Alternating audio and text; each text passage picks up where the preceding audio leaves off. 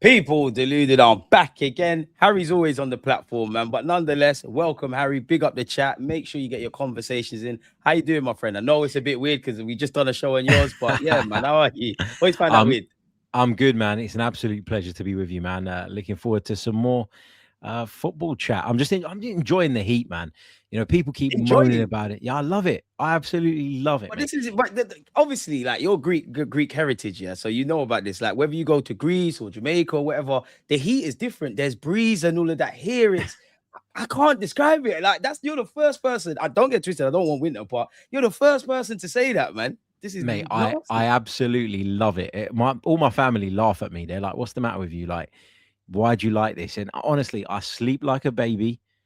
I love like being able to walk around in shorts all day. I love not having to like think about, how many layers you're gonna wear. I love being able to sit and spend time in the garden. Oh, it's brilliant. I love it. You're taking Arteta's "I'm on fire" comments too literal, my I boy. am But on none. fire. Yeah, literally. Speaking of fire, what you made of the World Cup, man? Because commiserations to Magalhaes and Martinelli, their World Cup journeys ended. To describe Norway as a fairy tale, probably be underestimating it. Odegaard, I'm being a bit disingenuous, but he led us to a Premier League title and he's captain in Norway in their first World Cup in whatever.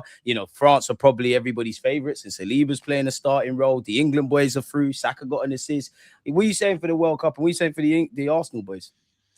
I'm actually really enjoying it, to be honest with you. I'm not enjoying the problem that it's caused my sleep patterns and stuff, and I'm not enjoying Join the club. when my alarms go off at like 1:30, 2 o'clock in the morning or something to watch a game. But where obviously we're not in the football season, and my schedule's a lot more flexible. I've been watching a lot of it, a lot more than I thought I would, because it's gripped me, and I've really enjoyed it. It's been some really good performances, As some a really slow good, burner now, it's amazing. If I'm honest, good yeah. World Cup campaign. Absolutely. I'm really enjoying some of the sort of, if you want to call them lesser sides, putting in really good defensive displays. I know there'll be people that look at that and say it's boring, it's negative. No, there's an art to defending really well, and I quite enjoy watching some of these teams try and stifle the big boys. England are doing brilliantly. The victory over Mexico was incredible. Maybe their most impressive victory in the World Cup in a long, In long my time. lifetime, 100% in my 31 years. So you got to give him immense credit for that. And as far as the Arsenal boys are concerned, obviously delighted for Martin Odegaard. He gets to captain Norway in a game against England, quarterfinal. Delighted for Rice and Saka in that they're through. Obviously gutted for some of the other Arsenal players that, are on their way back home. But I can't ever fully take off my Arsenal cap. And therefore, I have to admit, in some instances, I'm quite happy with the players coming back, especially with Gabriel, because if we go by the rumors and whispers we're hearing about William Saliba, then it for me becomes even more imperative that Gabriel's ready to start the new Premier League season. And also, I don't like the look of Gabriel in this Brazil team. He doesn't look the same player. He hasn't got the None of them same. do probably anyways. Brazil's been a mess. Yeah, absolutely. But he just hasn't got that same security around him. I think when he hasn't got that security around him, he plays a slightly different, slightly less aggressive game, which then means he's not doing a lot. He ends up becoming a halfway house between. You're not being Gabriel Magalhaes. Yeah, exactly. You're almost trying to be like the calm and composed one, when actually And what that's not you. you're great at is being the brute and the aggressor, and having a good left back and a good centre back partner around you, and a good defensive midfield in front of you means you can do that. Whereas in this Brazil team, I almost feel like there's a reluctance on his part to do some of the things he does playing for Arsenal, to be as That aggressive. can have a negative effect, as you're saying. Exactly. And I don't like it when like a player goes away, plays loads of games in a different mindset and a different style. I feel like then you need to adjust back. So yeah, I'm kind of glad he's coming home, although he won't be. Do you know what? It's a weird one, Harry, man, because I always, there's one thing I always push back on, especially on social media, when people say, oh, this player is a system player. I hear it. I agree with it. I agree with that sentiment. But then I caveat that and say, every player by default, unless you're Lionel Messi or someone of that ilk, is a system player, because there's going to be a system that enhances your strengths and hides your weaknesses. That's probably, as you're alluding to, Magalhaes looks exposed. Why? Because as crazy as it is, Brazil are poor on the ball, let alone off it. Like, Yeah. cool, Haaland, won the battle. That was the battle that was kind of dubbed going into it. If you go and look at it, the first goal, Magalhaes hasn't covered himself with any glory, but there's too much gaps, there's too much spaces and openings and things of that ilk. And you look on the flip side, yeah, Norway, forgive me, are the lesser known footballing nation than Brazil, but they're substantially better coached. They're more compact as a unit. They follow runners better. And yeah, Odegaard's doing all right. Haaland's obviously going to make the difference. They've got that guy whose name I can't say that said on your platform, as well as Nusa. So it's a weird one, man. I did want to ask you about that, yeah, because you kind of touched on it. And I know we spoke about it on your platform. I know we could, and we will talk about it, transfers and how Arteta can evolve tactically. And, we've got, maybe PGML are going to be on us because of the sentiment. And we've got a target on our backs because we've reached the pinnacle. But if I had to pull down one concern, not that I want to do doom and gloom in July, it would be what you're alluding to. The amount of games that these players have played in seasons, let alone the seasons that's played out and the World Cup and obviously in the future. That's the one thing that scares me because Timber's missed out. Ben White, we don't know what's going on. Saliba, there's rumors you might need a procedure. Magalhaes looks like he might be struggling. Rice, where, 1 minute it's your hamstring, then it's your back, then it was both. Granted, he looked quite free against Mexico. Saka, we know he's nursing his way back to form. And we know these players put their bodies on the line. And it's one thing talking about our attackers, Harry, in that they had their moments, but their level of consistency wasn't there. The one sure bets is our defense, our defensive ethos, and obviously the players. So I would say that concerns me. How do you look at it? Because obviously you've not got a crystal ball, but does that concern you going into the new season? We could potentially start this season with missing one, if not all of them. Yeah, it does concern me because starting well in the Premier League is really, really important. I know if you go back to last season, we didn't start amazingly well results-wise. Liverpool were the side that everyone was looking at and thinking they were going to go on and win the league. And then Manchester City looked like they'd come good. And then it was us that people started to look at. And it took a few months for the kind of league to almost take shape and for us to become the team that everybody was looking at to go on and win the thing. So the start is not something that you can't recover from if you're good enough. But I'm always wary of what our situation looks like after an international tournament, because the trade-off of having great players and international players is that you also have to accept that they're going to fulfill those duties, and that can then impact what they're doing for you. I just think, look, we've built a squad over the last few years that should be able to cope. And had we not had injuries to Ben White, to Jurrien Timber, at this moment in time, I'd be fine. I'd be fine with Saliba missing the first few weeks. I'd be fine with Declan Rice having a breather. But particularly in that back line, I worry that we're just going to end up starting the season a little bit short. Now, that's not to say we have to go out and sign multiple players there, because those players will be back. And when they are, then you end up with an overbloated group and it becomes problematic. You shouldn't sign players on the premise of 2-3 weeks. But at the same time, it is a cause for concern for me. We've got some tricky fixtures at the start of the season as well, and maybe that's feeding into it too.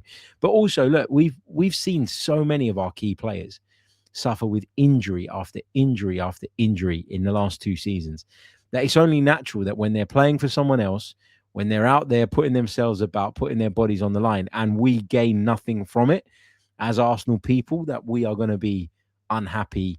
We're going to find it difficult and we're going to feel uneasy. And that's what I share the sentiment. It's like I said it on your platform. It's like we'd miss all of these players. I said if there was one player that I don't want to miss out any level of action, I would say Declan Rice. He would make me very on paper. I would be very uncomfortable without Declan Rice. That's not like, obviously I'd miss Raya, but I'd be more comfortable with Kepa in goal. I'd be more comfortable with whoever we could do whatever solution at right back. I think at this moment in time, if we lose Declan Rice, we're in trouble in centre mid. I think people are being very harsh to Zubimendi. I think he's had a good season. Yes, it ended flat. Miles Lewis-Skelly's obviously a great player. Finally got his opportunity and took it, but he is a young player. There has to be scope for bad games, etc., etc. I do feel we're a man short. Yes, on paper, Norgard's there. And I know we spoke about it on your platform, like generally how Odegaard's been performing and, his role potentially changing. I wanted to get your thoughts on what you meant by that. But also, I was watching Brazil-Norway, and I know you did. Martinelli's role, like, could that better yet give Mikel Arteta a school of like something to think about, really? Because I did like Martinelli in that kind of role, and it made me think, oh, if you could be a bit cute and clever with Martinelli in that Odegaard role, what you said about moving Odegaard potentially deeper, with Lewis Skelly being able to play left back and centre mid, and then you've got that group, as you said, like, granted, we don't necessarily want to see them there, but the Kais and the Marinos, when there's rigors of the Premier League, we could be a bit cute and clever, although we do need to sign one. But like, what did you mean specifically on changing Odegaard's role? And what did you mean? What do you make of Martinelli's role for Brazil in their defeat against Norway? I just think with Martin Odegaard, we're starting to see him develop into something a little bit different. And I've talked about this on my pod quite a bit at length with Adam Keys a few times, and we've talked Big him about up. how yeah, absolutely, man, he's a legend. But we talked loads about how, like, you know, if you look at him through the lens and the prism of a Vitinha or a you know, Modric or someone like that, who's more of a tempo setter than a sort of decisive action maker in the final third, then you probably judge him in a slightly different way. And I just wonder if we're going to see him utilized in a slightly different way as he's developing and changing as a player.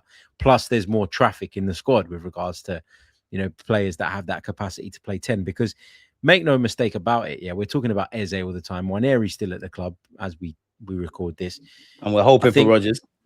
We're hoping for Rodgers, who I think will predominantly play from the left if he comes in, but obviously has that capacity to play infield. And I wouldn't be surprised if eventually Max Dowman comes and plays infield as well. Another one, yep. So, you know, there's a lot of players in that area. So I just wonder if Mikel will look at Odegaard slightly differently. I think we've got to look at that. But on the Martinelli point about him maybe moving inside, I'm not sure I like that as much as everybody else. I feel like Carlo Ancelotti did it. And obviously Martinelli scored in that game, what proved to be the winning goal. And for that reason, I think there was a little bit too much hype about Martinelli playing through the middle. I don't think he looks after the ball well enough. I think Martinelli thrives. Yeah, and he thrives when there's spaces. And, you know, generally speaking, when a team sits with a low block, their main priority and focus is to shut you down in the central areas, and they want to force you wide. They want to manage that flow of your attack into those wider areas. And I just think that he would get a little bit lost in the Premier League in a position like that. And I don't think he's like with Odegaard or Eze, right? If they pick up a position in between the lines, let's say in between the centre halves and the defensive midfielder, and they haven't got much room to maneuver with, you know, 3 yards one way, 3 yards the other, and you fizz a ball into them really hard because that's the only way that pass cuts through. You need them to be able to stop the ball dead on a sixpence and turn and move it on. And get out of there. And get out of there. With Martinelli, I feel like you'd hit it at him and it'll come back. Like, his head will be down. Yeah, it'll be that kind of 50p coin kind of touch where there's no cuteness about it. And it's Martinelli's got other strengths. Like, I'm not sitting here sort of talking about him in a really negative light as if he can offer nothing. But that is not something that he offers for me. And I actually think that Carlo Ancelotti actually got quite a bit wrong in the game against Norway. In the way, You're not alone. I know he had no Paqueta, but I thought his changes that he made were bad. I thought the starting lineup he went with, it didn't work. So I think I probably wouldn't read too much into that. I think that it's something that you should maybe consider now that you've had your eyes open to it, but I'm not sure it's something I'd personally go with. And you know what about you?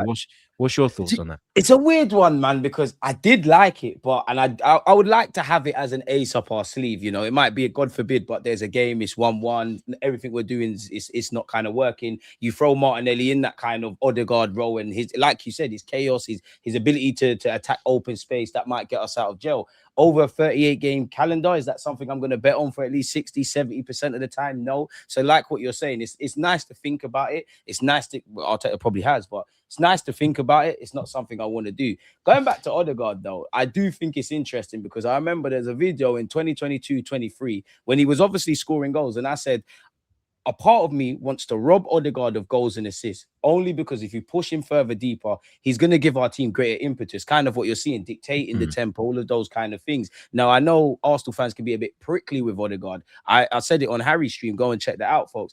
I do think it's kind of put up or shut up season. I do think in line with what Harry said with a number of those attacking players, it's kind of time to stand up to be counted. Granted, I know Arteta likes you.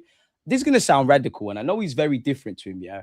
But I see Odegaard. I said that because I see Odegaard as a bit like Bernardo Silva. I see you can play as an 8, you can play as a 10, you can contribute in all phases. Granted, he probably won't be that good out wide. But I remember when Arteta first signed Odegaard, it's probably still on Arsenal.com. He spoke about playing in those half spaces in which obviously a lot of these wide playmakers are wide playmakers anyways. And, you know, I always think, let's just say we both know that everybody's fit. Odegaard's probably one of the first names on the team sheet. As progression goes on, that might not necessarily be the case, but that doesn't mean it has to be doom or gloom. Your role can kind of change. And that's what I kind of want to see from players individually. And that's what I want to see with Mikel Arteta.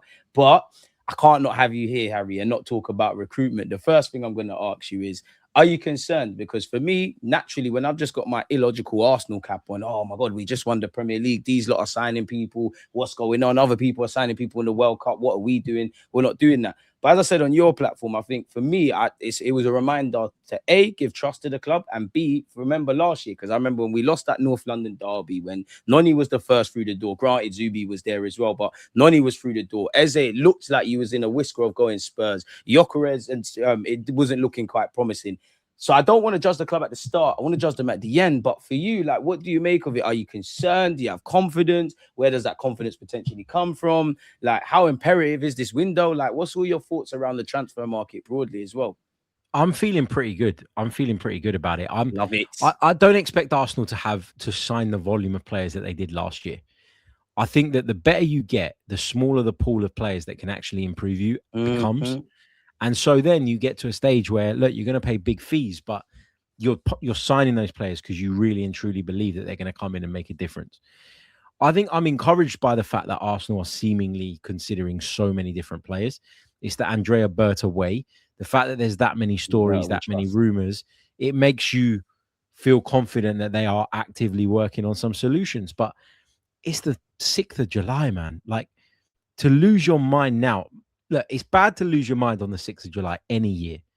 But in a World Cup year, it feels even more ridiculous. Sometimes you get players like Elliot Anderson. Let's use that as an example, okay?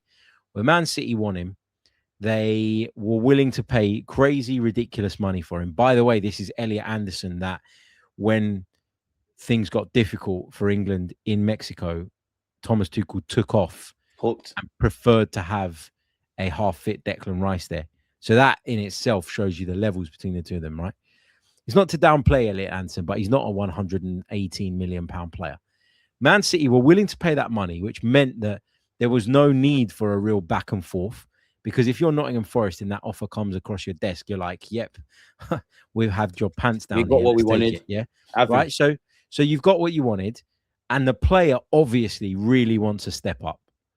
So everybody really wants that. City really want him because they're willing to pay that money. Forest really want the deal because they're going to earn that money. And Elliot Anderson really wants the deal because he wants to join a team that's going to compete at the top end of the table. Deals like that are easy to do because everybody is singing from the same page. There's no obstacles. There's no hurdles in the way. But a deal like Morgan Rogers, where Villa don't really want to sell him, but probably know that, you know, if the offer's too good, they'll have to buckle because of their financial situation. Those are the deals that require finesse, and finesse takes time. And that's why I'm not worried or panicked. It's the same with the Bruno Guimaraes thing. Again, it's about finessing your way to a price point that you feel comfortable with, but you give the illusion to Newcastle that they're getting good enough money to justify letting their captain go. So these things, they're difficult to do. And the bigger the deal, the more high profile the deal in most cases. Elliot Anderson is an exception for the reasons I've just explained. That means that, you know, these things are going to take some time. And there's a lot of players, and I know this from talking to a lot of ex-players like in my work, there's a lot of players that when they go to an international tournament, they've got one ear open always, constantly in contact with their agent, what's going on, who's talking about me, who's looking at me, whatever. And they're sort of open-minded about their futures while they're at the World Cup. There are other players that go to the World Cup and they say to their agent, I don't want to hear a thing. I'm focusing on my country. I'm focusing on this. You field all the interest. You go through the conversations if there are to be any. But my involvement in this will not come into play until the World Cup's over. And it could be that that's the case with some of the players that we may be looking at. You know, feel it out with their representatives, feel it out with their agents. But if everybody keeps talking about Arsenal's approach being we go and talk to loads of players and then we decide what we're going to do, then what? Do you think people inside the industry don't know that? Do you think people inside the industry don't know that? Do you think Bruno Guimaraes wouldn't have heard, for example, that we're looking at Ayub Buadi or that we've been looking at someone else? Like they're all aware of it. And we'd be stupid not to do that.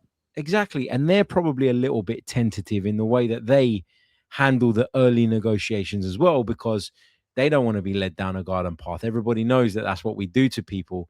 We go and unsettle, but we might go and unsettle 3 or 4 at the same time and only sign one.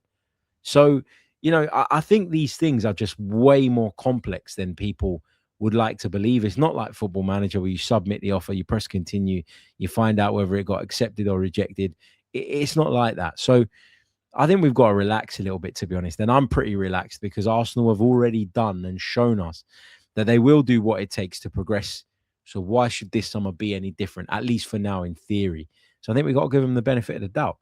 I think you're bang on the money, man, in that they earned the benefit of the doubt. Granted, a few years removed from now, when it was going bad, and in previous Yeah, years we probably sure. wouldn't sign, and yeah, we'd get onto them, but they kind of deserve it. So then my question for you would be, this is something I've been rambling in my head. Like, is it a buyer's or a seller's market for you? Because on one hand, as you were saying there, Elliot Anderson, they're happy to put the cash down. No one else is going to get involved. You heard rumors around Man United. They're not going to put up the financial flex that City did. City have a free hit. But then I look at it and think, oh, is it a selling market? You know what? Morgan Rogers, I say this loosely, but he's been at Aston Villa 2 minutes. And the price tag that they paid to Middlesbrough to what they'd get now is crazy. Bournemouth have a couple of their players linked with moves by the same rhetoric. So it's like, is it a buyer's market for you or is it a seller's market? It feels like it's a seller's market, to be honest, because I think that when we're talking about prices, so when you talk about prices, you can look at it from one extreme or the other. You can say this is way too much money, or you can look at it from the other extreme and say, wow, we've underpaid. We've got a real bargain here. Every transfer that we've talked about so far this summer, high profile, big name transfer, has involved someone somewhere going, wow, they've paid a lot of money. And the selling club have pulled X club's pants down. Tottenham have overpaid for Tonali. They've overpaid for Mateus Fernandes. Man City have overpaid for Elliot Anderson. Barcelona for Gordon, and so on and so forth. And then you're looking at other players, and this is where I find it really weird. And this is why, I think it is a seller's market more than anything else. Look at Marcus Rashford. Barcelona wouldn't buy him for, a very nominal fee. 30 million euros, allegedly, what was the option? Yeah, they wouldn't do it. But then they went and spent like 60 million on Anthony Gordon. But that transfer and that whole debacle, that actually made me think about the transfer stuff quite differently. Because think about this, right? Why would Gordon's not better than Rashford, not in my opinion. And Rashford had already. There's not really anything in it, really, if I'm honest. Maybe there's not. Let's say they're on par. Right, for the sake of the argument. Rashford's been in Barcelona. He's played a season there. He's acclimatized. He was producing. He's got a chemistry with his teammates. He's stayed out of any issues, any trouble. Marcus Rashford was back on track. So why would you, as a football club, go, I don't want Marcus Rashford anymore. I'll instead pay this money, double the money to get Anthony Gordon. What that tells me is that what it is now is that clubs are able to raise 50, 60, 70, sometimes 80 million pounds by way of a transfer fee, particularly if they structure them in certain ways and spread the cost over a period of time. What clubs are really burdened by is high operating costs, i.e. salaries, wages. They would rather lay out money up front than have a 5-6 year commitment based on someone's contract where they're paying you crazy money. Rashford's wages was so much more than Anthony Gordon's, and that's ultimately what's tipped it. So I think when we're talking about some of these transfer fees, and they are ridiculous, actually the wages part is what's going to be more decisive. I think Arsenal could raise £80 million for Bruno Guimaraes if they thought that they wanted to do that deal without it really materially impacting them. But can they put him on the wage bill on an overloaded salary and maintain that and cope with that while adhering to all of UEFA's rules and all the Premier League's rules? So I think what we've seen this summer so far, and it is still very early, kind of points to that running costs are a bigger problem for clubs than actually one-off moving some money around and finding a transfer fee. And I think that's where, maybe it's a little bit skewed in terms of how we're looking at the window. But then, Harry, you said what you just said there lead me to think this is the one summer I want to see something from Berta. Berta has shown he's an acute businessman. Like you said, he juggles many spinning plays. He taps up players in a good way. He's shown he can deliver in terms of recruitment. Obviously, he joined us in March last year. By the end of last year, every new player signed new deals. But what I mean by that is, and based on what you said about wages, this is the summer now where I think Berta's got to earn his keep in terms of outgoings. I'm not necessarily saying fetch a transfer fee because some of these players, we probably just want to get rid of their wages. The Jesuses, the Nelsons, maybe not the same, but Wanyeri scary in terms of a fee. So that just tells me if we could sell players, then that might give us more wiggle room. And we ain't touched on it, but obviously Trossard's kind of gone. Then I wanted to ask you, how do you approach this then? Because on one hand, I do want us to outsmart the market a bit. Go and find, I don't know, Morgan Rogers before he ends up where he ends up, Mohamed Salah when he was in Italy before he went to Liverpool, kind of that approach. But then I think, do you do that? Is that the good approach if you're looking for value for money? Or if you haven't seen that, whether it's Morgan Rogers for 100+ million or Bruno Gomares for 70 to 80, do you just put the money down because these players, again, they'll help us win stuff? Obviously, they immediately better yet raise their level. It's like, how do you approach it? Obviously, you're not Arteta Roberto or a sporting director, but I find it mind-boggling, man. I think you need balance. I think, like with everything, you need balance. You need to go and buy the sure things if you want to guarantee as much as you can possibly guarantee anything in football. If you want to guarantee progress, it's like, you know, let's say you've got a pot of money and you're going to have the old bet here and there on the World Cup, right? You start with a $5. You only increase that pot by actually gambling. True. So buying it, like betting on a sure thing, like betting on, I don't know, Cristiano Ronaldo to sulk tonight against Spain. Like that would be a sure thing, right? Your odds will be terrible. You won't get nothing. So you're not actually making any progress. At some point, somewhere along the line, if you want to increase the value of your squad, because when you buy a player for big money, there's just a depreciation. They don't go up most of the time. Like buying a car. The minute you buy the car, it goes down in value. They're getting older. Their contract term is running lower. Like it's only going one way. So I think like sometimes you need to make those gambles. Like we've made a few of them over the years. You know, Leandro Trossard for 30 million quid, 27 million pound, whatever it was. That was a really good gamble because we've had him for a number of years and we're selling him now for not a great deal less than what we paid for him. Yeah. But and he helped us win the Prem. Exactly. And that's because his stock has risen. But where I worry a little bit about sales this summer, and it's not to make an excuse because I think Arsenal have been terrible at this for a good number of years now. But where I worry a little bit was like some of the players that I thought we could maybe get something for this summer. Trossard was one of them. And I think the money we've got, what you have to think about is it's not a Premier League to Premier League transfer. The market abroad is very different. So you have to look at that amount of money and say, right, is that a good amount of money for what I'm dealing with? And for a Turkish club, it is. So fine. But someone that I thought we might try and move on this summer was Ben White. And I looked at Ben White and I thought, we paid 50 million quid for this guy. He's had a bit of a ropey injury history of late. But you know what? We could probably get 30 million. And if we got 30 million, even 40 million for Ben White, all these years after we signed him, given what an incredible servant he's been, that would have been really good business. But then he picks up this knee injury. And now if you're a club and you're considering that gamble, actually, that gamble becomes a hell of a lot more risky because of the injury problems that he's had. And maybe you're going to say, right, it's not one for us this summer, but let's see how he fares in the first half of the season. Can he stay fit? And then we're stuck with him. Yeah, if he can, maybe we'll go in January. So there's a few players that when they pick up injuries at unfortunate times, it throws you. We've had it with Jesus over the last couple of years. Every time you looked at him and you thought, oh, you know, he's back to it a little bit. Maybe now's the time to cash in. Maybe you get 30, 40 million, bang, knee injury again. So we've been really unlucky with that. And that's impacted our ability to get money for players. Zinchenko, another one, injuries. And then with Zinchenko, it was the crazy wages that we signed him on as well from Man City.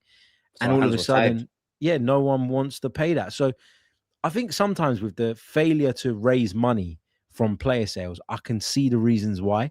Some of them are reasons that we could control and we have to handle better. But at other points, it's just bad luck or circumstance that dictates that we've got to accept letting them go on the cheap. And that's the thing, man. Like there are a lot of players we have to bite the bullet. Like in terms of outgoings, I mean, it's only rumors, but I would be amazed if Berta was to get 20. I saw a rumor of 20 million for Gabriel Jesus on top of what you just said there. I think it'd be amazing. I look at the Fabio Vieiras. He was linked with Nottingham Forest, that's gone. But I look at the Fabio Vieiras, the Reece Nelsons, the Gabriel Jesuses and say, do you know what? I'm more looking at the wages that's being sold. And I've been confirmed even more of that, of the point you gave about, you know, earlier. So it's a weird one. It's a weird one. And I guess ultimately we just have to be easy. So my last question for you would be, on a scale of 1 to 10, how confident are you that we sign Bruno Gomares and Morgan Rogers? And like, what sort of fees do you think they come with? Because Guimaraes, you could argue like Newcastle have money, they're trying to rebuild. He's worth more to them for a season than the 70 million we would kind of give them. Morgan Rogers is probably contracted to 4 or 5 years now. He's an appreciating asset. I'm looking at 70 for Bruno. I'm looking at 100 plus for Morgan Rogers. I don't quite subscribe to the 130, but at the end of the day, the market dictates this. And, you know, when you go and get these players before they break out, you've got all the aces in your pack, innit? Yeah, absolutely. I'm going to say I'm 50-50 on Morgan Rogers at the moment. Because again, it's about that price point. Again, I've got no concerns about Arsenal convincing him or personal terms. It is literally about, can we strike a deal with Aston Villa for you, Reed. And the Bruno Guimaraes one, I'm going to say at the moment that I'm just less than 50-50. I'm going to say I'm 40%. And the reason I say that is because I just wonder if we're using him in some weird way. Like, are we using him to try and do something else? Feels very agent-led. It feels like if we wanted to make an offer for Bruno Guimaraes, why didn't we just go to Newcastle and do it? Because the way we did it, supposedly via intermediaries, if I were Newcastle, that would annoy me. It's like, when you're around trying to get a cheeky little deal. Yeah, it's like, when someone wants to tell you something, but they're beating around the bush, and you're just like, just come out with it, man. Just spit it out. Or they try it and tactically line up the conversation with someone else in the hope that they bring it up to you. And it's just like, just spit it out. I would feel a bit annoyed if I were Newcastle. So, that makes me wonder. And surely Berta knows this. Surely Arsenal's hierarchy understand this. Exactly. So I'm going to say Bruno Guimaraes right now. I'm kind of almost at like 40% that we do that one. And on Morgan Rogers, I'm going to say 50-50. But that is purely down to trying to negotiate a fee, because 130 like you said, it just comes down to the fee, Harry, man. It's like we could like them, they could like us. We could, Arteta can pitch the project. At the end of the day, put the money down if you really want it. And at what point are we prepared to walk away? For me, as much as I'm enticed by Bruno and Rogers, they're household names. They've got X factor. Those are two players in particular we've wanted. I'm not really quite subscribing to Bacola. I would have him. I describe him as the Lionel Messi of Madueke's. I'm still not impressed by him across 90 minutes. I only think you look really good in like space. I think you saw when Doué came off the bench. I think we could leverage Martinelli for another year and find the Doué a cute and clevery kind of player. But I like the roles they play. Like the amount of centre mids we've been linked with, cool, it's just linked. But that tells me we've got a bit of money to spend on a centre mid, which would help us greatly to play and compete with Rice and all the others. I don't need to tell you or any Arsenal fan, left wing is an area we've needed for a number of years to kind of upgrade. And you said it earlier, especially around the centre halves. I think we could deal with another Timber, Tomiyasu, versatile defender. I think those three kind of areas need to be addressed. And I have confidence they'll be addressed. I just don't know who. So it'll be interesting. But ultimately, I just think people need to calm down. My last conversation for you, and you can wrap it up as quickly as you want. Trossard, man, like you touched on it. Is he a cult hero for you? Because I think on paper, he's Mikel Arteta's best value for money attacking signing. I have to praise Mudryk, because if you signed for Arsenal, we'd have never known Trossard. I'm happy that, Trossard's doing his thing. I like the fact that he's obviously going to go and get a big contract. I think we're going to miss the clutchy moments. And I did feel it was going to be one of Martinelli or Trossard. I didn't think both would go. But yeah, where are you at with that? I think he is a legend, not just a cult hero. I'll go with that, He's won a Premier League winner, scored some massive goals along the way. That goal against West Ham was huge, man. We were up against it that day. We're never going to forget that, Yeah, that was massive, man. Absolutely huge. So, I put him down in the legendary category. I don't think him and Martinelli will go. I think it's one or the other. I think it was always more likely to be Leandro Trossard, to be honest. And yeah, like I wish him all the best. But what are we going to do on that left side? That's what I'm thinking about now. Yeah, we have to. We've got yes, we can sort of get nostalgic and all the rest of it. And, I felt sadness when I read that Arsenal had agreed a fee. I did feel sad. I think we all did, weirdly. And it weirdly, because I'd gone from a place where last season I was like, we need to upgrade on the left wing, sell one of them. And but once it comes, you're kind of almost like, what? Like damn, this hurts. Yeah. So, yeah, man. Legend for me. Legend. Trossard, go and do your thing. We wish you the best. But on the best of days, we needed a left winger. Based on what Harry said there, and I co-signed that, we've needed a left winger. If us two know it, Arteta and Berta know it. As I said at the start of this, people, I know you're not going to listen, And by all means, if we get to the end of the window, by all means, slag me off, slag the club off. Don't judge us at the start, judge us at the end. Learn from the past and learn from last year. And ultimately, I do think the club, whether it's Arteta, Berta, Kroenkes, and all everybody involved, they've earned your right to at least trust them in it. If they F up, they F up. But hopefully in the next few weeks, we get Rodgers, we get Gomares, we get this one, we get that one. And we're even more enticed by our abilities of retaining the title. H, I know you got to go do the school run, so I'm going to love and leave you. Where can people find you and all of those things? Check me out on the Chronicles of a Gooner. There's an episode coming out later with the very brilliant CJ, Deluded Gooner. Come over and check it out. And yeah, we put out daily episodes. The episodes are going to become a little bit shorter from next week because I'm going on holiday. So I deserve rest, man. Yeah, mate, I've been looking forward to it for such a long time. Although the closer I get to it, the more I think with 3 kids, it might not be that much of a break. I would hate to be you going to the airport, man. Oh, mate, that's what I'm dreading, man. Carrying all this stuff and how many suitcases and all the rest of it. But we will bring you short little update videos in the mornings. My plan is to get up a little bit earlier than the kids and just bang out a quick video.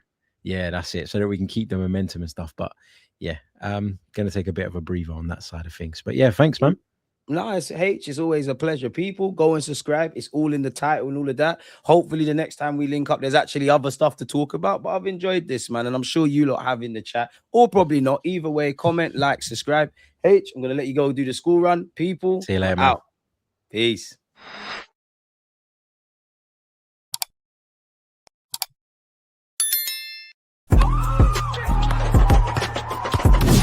Rolling. The lights.